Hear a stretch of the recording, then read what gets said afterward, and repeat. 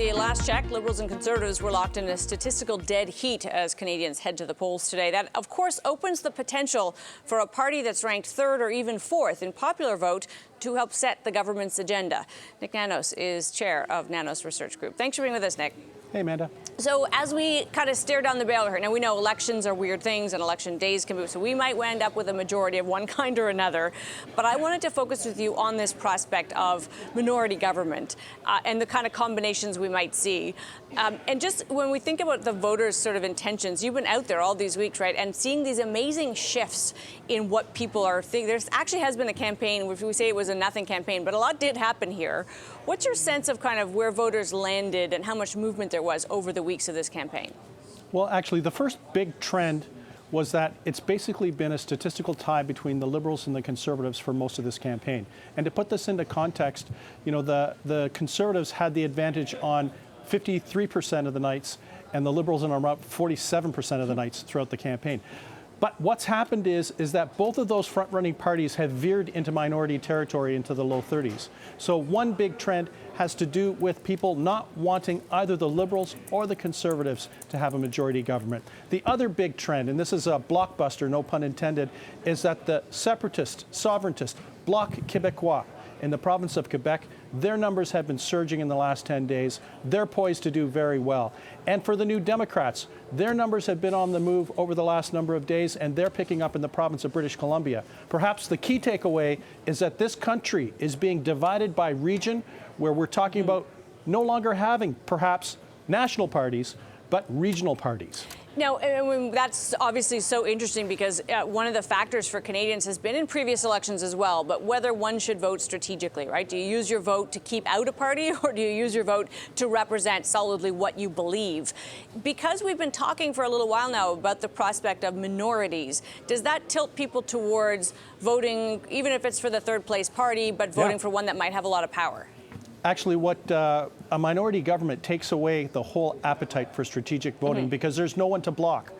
Because right now, it's looking like neither the Conservatives nor the Liberals could form a majority government, which means that people have license to vote for the New Democrats, for the Greens, for the Bloc Québécois. But the good news in all of this could be, with such a tight race, maybe, just maybe, we'll have a higher voter turnout.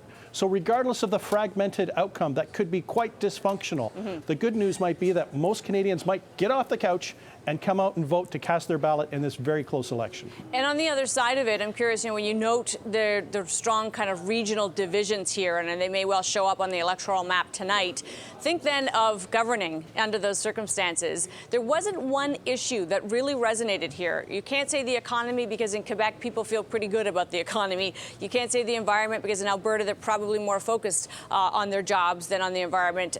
The opposite might be true in BC. So if you're governing under those circumstances, what changes for you if there's not a single issue?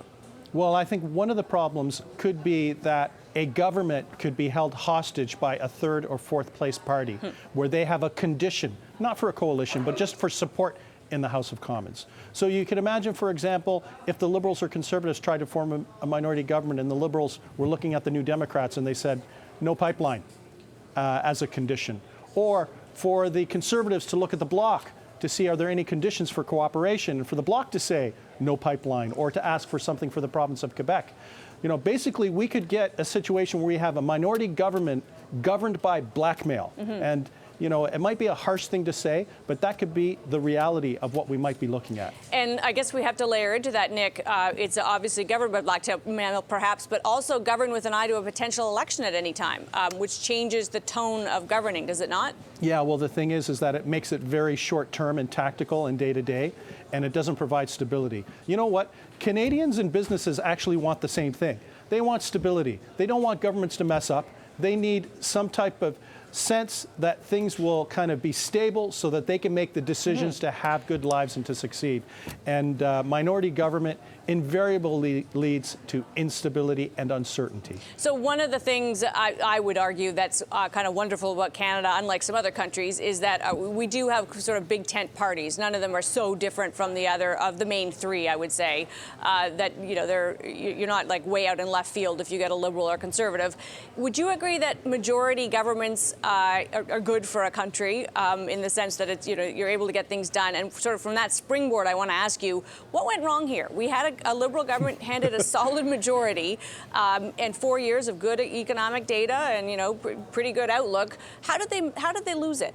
It's basically just unraveled, and it started with Justin Trudeau himself.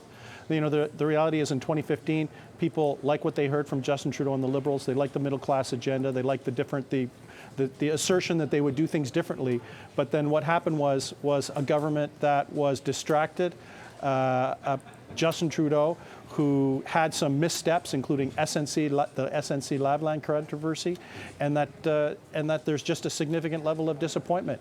And as a result, Canadians are not giving a tip of the hat, the usual tip of the hat that the incumbent would have after winning a first mandate to Justin Trudeau. He's in a fight.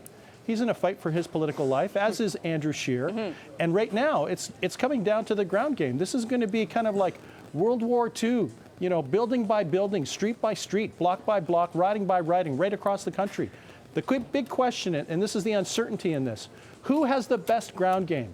I would hazard to say that tonight we're going to find out who has the best ground game, and that's going to be the party that likely wins this election. All right, well, we will be watching with you. You're part of the CTV News Special, so we look forward to seeing a lot more of you tonight, Nik, as we find out how it all turns out. Appreciate your time now, Thanks, today. Amanda.